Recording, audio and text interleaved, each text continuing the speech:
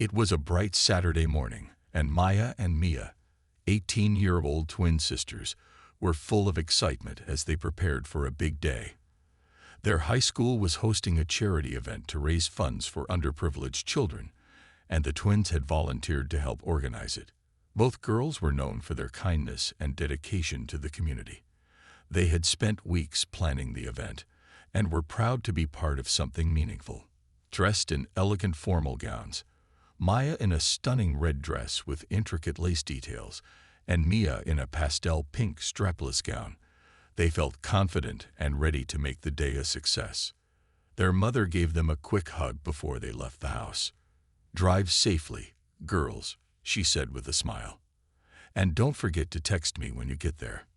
"We will, Mom," Mia called out as they walked to their blue car, parked in the driveway.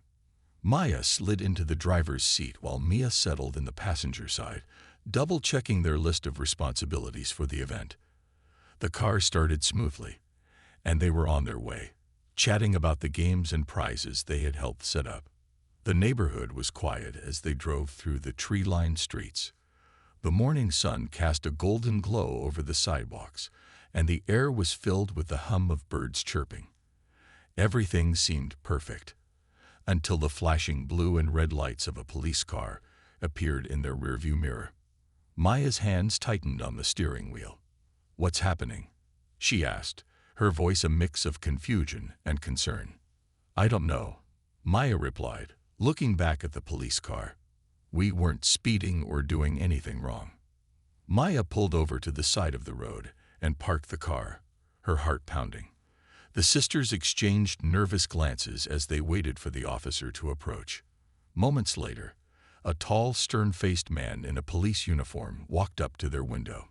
His badge read Officer Grayson, and his expression was far from friendly. "License and registration," he barked, his tone sharp and demanding. Maya, trying to stay calm, reached for her purse and handed over her driver's license and the car's registration papers. "Is there a problem, officer?" she asked politely. Grayson glanced at the documents briefly before glaring at the twins. "This car was reported stolen," he said coldly. "Step out of the vehicle." Both girls were stunned. "What?" Maya exclaimed, her voice filled with disbelief. "This is our car. We've had it for years." Mia chimed in, her voice trembling. "There must be some mistake. We can call our mom. She'll confirm it." Grayson wasn't interested in their explanations. "I said, step out of the car," he repeated, his hand resting on his belt. Now, feeling helpless, Maya and Mia complied, stepping out of the car and onto the side of the road. Their elegant dresses and confused expressions stood in stark contrast to the officer's aggressive demeanor. Maya's heart raced as she tried to process what was happening. Why was this man accusing them of stealing their own car? As they stood by the car, other vehicles slowed down, their drivers glancing curiously at the unfolding scene. The twins felt a wave of embarrassment and fear. They had done nothing wrong, yet they were being treated like criminals. "Turn around and put your hands behind your back," Grayson ordered, pulling out a pair of handcuffs. "Wait," Maya protested. "We didn't do anything." "I don't want to hear it," Grayson snapped. "You can explain yourself at the station." Mia's eyes filled with tears as she watched her sister being handcuffed. "This isn't fair," she whispered, her voice shaking. Grayson ignored her, moving to handcuff Mia as well. The twins stood helplessly on the roadside, their day ruined and their trust shattered. Little did Grayson know, his actions were about to backfire in a way he could never have anticipated. The twins weren't alone, and justice would soon catch up with him. Maya and Mia stood on the side of the road, their wrists bound by cold, metal handcuffs. The shock of the situation left them speechless. Cars passed by slowly, their drivers glancing curiously at the two well-dressed young women and the stern officer towering over them. Maya's heart raced as she struggled to process what was happening. "Why is this happening to us?" she thought, feeling helpless and scared. Officer Grayson paced around their car, examining it as if he were searching for evidence. He occasionally glanced back at the twins, his expression stern and full of suspicion. "You're both in a lot of trouble," he said finally, his voice cold. "This car matches the description of a vehicle reported stolen last week." "That's impossible," Maya exclaimed, her voice trembling with frustration. "This is our car. It's been in our family for years. Look at the registration. It's all there." Mia nodded in agreement, her eyes wide with fear. "Please, officer, we're telling the truth. You can call our mom. She'll confirm everything." But Grayson wasn't interested in listening. He crossed his arms and shook his head. "Save it for the station. I've heard every excuse in the book." The twins exchanged nervous glances. They couldn't believe this was happening. All they had wanted was to help at their school's charity event, but now they were being accused of a crime they didn't commit. Maya felt tears sting her eyes, but she refused to let them fall. She had to stay strong, for herself and for her sister. Mia, however, couldn't hold back her emotions. "This isn't fair," she said, her voice breaking. "We've done nothing wrong, and you're treating us like criminals." Grayson's expression remained cold and unmoving. "Fair or not, you're under suspicion. That's all the reason I need." Meanwhile, a group of bystanders had started to gather at a distance, watching the scene unfold. Among them was a man in his 40s, Mr. Carter, who had been walking his dog nearby. He frowned as he observed the situation. Something about it didn't sit right with him. The twins didn't look like criminals. They looked scared and confused.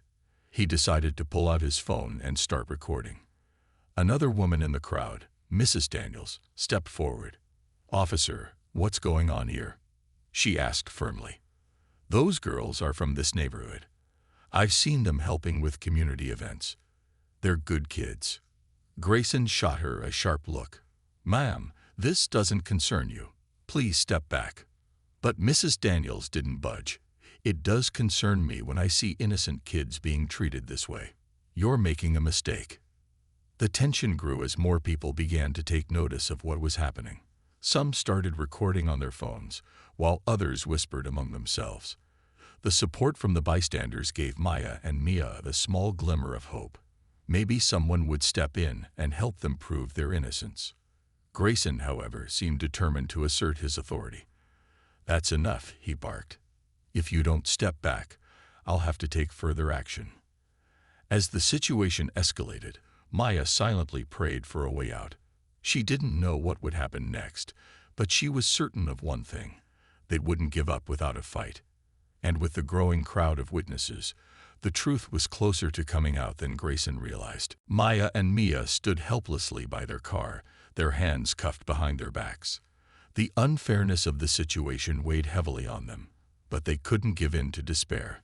As Officer Grayson continued to act as if they were guilty, more people from the neighborhood started gathering. The sight of two young women in formal dresses being handcuffed by a police officer was drawing attention, and murmurs of concern filled the air.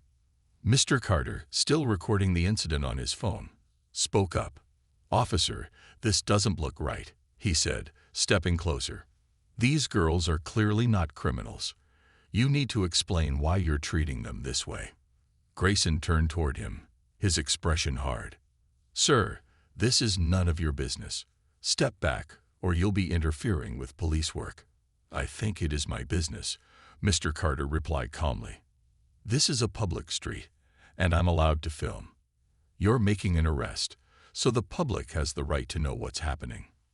Mrs. Daniels, the woman who had already spoken up, chimed in again. "These girls are from our community, officer. They're good kids.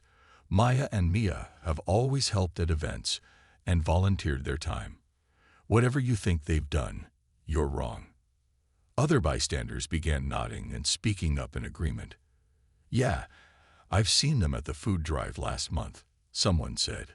"They're not troublemakers. They've been nothing but kind to my family," another voice added. Grayson's grip on the situation started to slip as the crowd grew bolder. His initial confidence gave way to visible discomfort, but he still refused to back down. "I'm following protocol," he said, his voice sharp. "This vehicle matches the description of a stolen car, and I'm doing my job." "Then check the registration," Mrs. Daniels shouted. "They've already told you it's their car. Look at the paperwork properly instead of jumping to conclusions." Grayson hesitated for a moment, clearly caught off guard by the growing pressure. He turned back toward the car and began looking over the registration documents again, this time with a hint of doubt in his eyes. Maya and Mia exchanged hopeful glances, sensing that the tide might be turning in their favor. Meanwhile, Mr. Carter's video had already been shared online. A live stream of the incident was gaining traction, with viewers commenting in outrage about what they were seeing. "This is racial profiling," one comment read. "These girls didn't do anything wrong, and this officer is out of line." Another person commented, "Where's the accountability? This is why community support is so important." Unbeknownst to Grayson, the situation was escalating far beyond the small street where he stood. Calls flooded the local police department as people who had seen the live stream demanded answers. The captain on duty, aware of the growing tension, decided to head to the scene personally. As the crowd continued to grow, one bystander whispered to another, "This officer isn't going to get away with this. People are paying attention now." Mia, still nervous but gaining a bit of courage, turned to Grayson and said, "You see all these people here. They know we're innocent. And soon, everyone else will too." Grayson didn't respond, but the unease on his face was undeniable. The strength of the community standing together was something he hadn't anticipated. Little did he know, the consequences of his actions were about to hit him much harder than he could have imagined. As the crowd around the scene grew larger, the tension became impossible to ignore. Maya and Mia stood side by side, their wrists still bound, but their spirits lifted slightly as they saw the community rallying around them. The murmurs of concern had turned into vocal demands for answers. People were no longer just watching. They were actively speaking out. Officer Grayson, now visibly frustrated, was still trying to assert control. "Everyone step back," he barked. "This is an ongoing investigation." But his words did little to calm the growing unrest. Mr. Carter continued filming, his phone capturing every word and action. "We've been asking you to double-check the registration," he said firmly. "Why haven't you done that yet? These girls have proof that the car is theirs." Grayson scowled, clearly feeling the pressure. He turned back toward the car and grabbed the registration papers from the dashboard. His hands trembled slightly as he examined them again. The details on the document matched perfectly with Maya's driver's license. The car wasn't stolen. It belonged to them, just as they had said all along. Before Grayson could speak, Mrs. Daniels stepped forward again. "So, officer, what do you have to say now? Did you find anything that proves your claims, or are you just wasting everyone's time?" Grayson's face reddened, but he refused to admit his mistake. "The situation still requires further investigation," he muttered. "There are other factors at play." "Other factors?" Maya said, her voice trembling with both anger and hurt. "You're just looking for excuses. We've done nothing wrong, and you know it." The crowd erupted in agreement. "Let them go," someone shouted. "They've done nothing wrong." As the community's support grew louder, Grayson's confidence faltered. He had expected to handle this situation quietly, but now he was surrounded by people who weren't willing to stay silent. The sound of a car approaching from the distance caught everyone's attention. A black SUV with tinted windows pulled up, and out stepped Captain Hayes, the precinct's commanding officer. Captain Hayes, a no-nonsense leader known for her fairness, scanned the scene quickly. She immediately noticed the twins in handcuffs, the growing crowd, and the nervous expression on Grayson's face. Walking straight up to him, she demanded, "What's going on here, Officer Grayson?"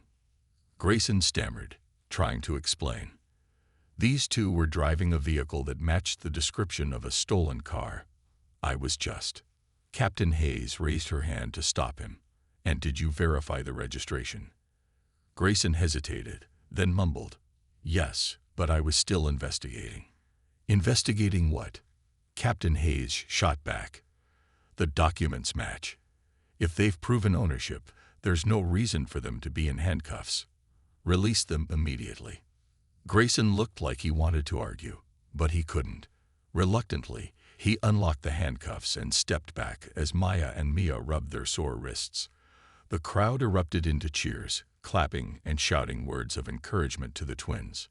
Mia, her voice shaky but firm, turned to Captain Hayes. "Thank you for stepping in.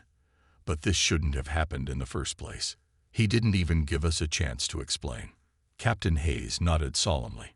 "You're absolutely right, and I intend to address this. Officer Grayson's actions will be thoroughly reviewed, and I'll make sure there are consequences if misconduct is found." The crowd cheered again, but Maya and Mia were still shaken. While they were grateful to be free, the experience had left a deep scar. They turned to the community that had supported them, offering small smiles of gratitude. The truth was beginning to surface, and with Captain Hayes now involved, there was hope that real justice would follow.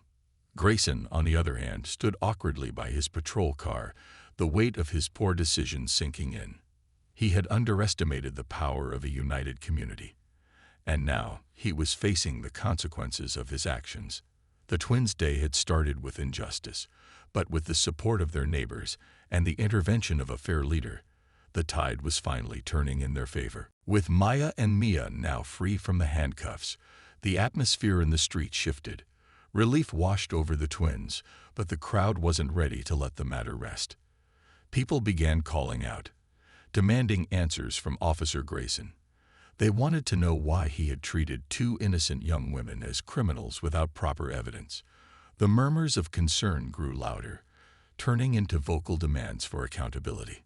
Captain Hayes turned to the crowd, raising her hand to calm them down. "I understand your frustration," she said in a commanding yet calm voice. "This incident is being taken very seriously. I promise you, there will be an investigation into what happened here today." Her words seemed to reassure some in the crowd, but others were still visibly angry. Mr. Carter, who had been recording the entire event, stepped forward. "Captain, with all due respect, this isn't the first time we've seen something like this. How do we know anything will actually change?" Maya and Mia, standing close together, nodded in agreement. Maya spoke up, her voice still shaking but filled with determination. "We were humiliated for no reason. He didn't even give us a chance to explain. What if no one was here to help us?" The crowd murmured in agreement. Captain Hayes looked at the twins with a serious expression. "You're absolutely right, Maya," she said. "What happened to you was unacceptable, and I will personally ensure that Officer Grayson is held accountable for his actions. But more than that, we need to address the bigger picture. This isn't just about one incident. It's about making sure this doesn't happen to anyone else." Meanwhile, Grayson stood by his patrol car, his face red with embarrassment. The weight of his actions was finally starting to sink in. He had underestimated the community's willingness to stand up for what was right, and now he was facing the consequences. He opened his mouth to say something, but the words wouldn't come out. As the crowd continued to call for action, Mrs. Daniel stepped forward again. "We need more than promises," she said firmly. "We need real change. Officers need better training to handle situations like this. People deserve to be treated with respect, not suspicion." Captain Hayes nodded. "You're absolutely right. I'll make sure that our officers receive additional training in de-escalation and community engagement. But I also want to hear from all of you. If you've experienced anything similar, I encourage you to come forward. Change starts with conversations like this." The crowd began to settle, and people exchanged supportive glances with Maya and Mia. Mr. Carter stepped closer to the twins, his phone still in hand. "I'll make sure this video gets shared," he said. "People need to see what happened here. This kind of behavior has to stop." Mia gave him a small smile, her voice soft but sincere. "Thank you. We're so grateful for everyone who stood up for us today." As the crowd slowly began to disperse, Captain Hayes walked over to the twins. "I'm truly sorry for what you went through," she said. "If you have any concerns or questions, please don't hesitate to reach out to me directly. I'll do everything in my power to make this right." Maya and Mia nodded, though the experience had clearly shaken them. "We just want to make sure no one else has to go through this," Maya said. Captain Hayes placed a reassuring hand on her shoulder. "We'll make sure of that. I promise." As the twins got back into their car, the weight of the day's events began to lift slightly. They knew there was still work to be done, but they also knew they weren't alone. The support of their community and the promises of accountability gave them hope that real change was possible. Back at the precinct, Grayson sat in a small office, waiting to meet with his superiors. He could feel the consequences of his actions closing in, and for the first time, he truly regretted his choices. Justice was on its way, and he knew there was no escaping it. After the tense confrontation on the street, the crowd slowly dispersed, but the story was far from over. Maya and Mia returned home, shaken but grateful for the community's support. Their mother hugged them tightly as they walked through the door. "I was so worried about you both," she said, her voice trembling. "Are you okay?" Maya nodded, though her eyes still showed traces of fear. "We're okay now, Mom. But it was so unfair. He treated us like criminals for no reason." Their mother's expression hardened. "What happened to you was wrong, and we're going to make sure that officer faces the consequences." Meanwhile, the video captured by Mr. Carter had already gone viral. It spread quickly across social media platforms, gathering millions of views and thousands of comments. People from all over the country were outraged by what they saw. "This is unacceptable," one commenter wrote. "These young women did nothing wrong, and they were treated like criminals." Another person added, "This is why we need accountability in law enforcement. This can't keep happening." The hashtag Justice for Maya and Mia began trending, drawing attention from activists, journalists, and even public figures. News outlets picked up the story, airing the video and discussing the incident on national television. The pressure on the local police department grew with each passing hour. At the precinct, Captain Hayes wasted no time. She called an emergency meeting with her team to address the situation.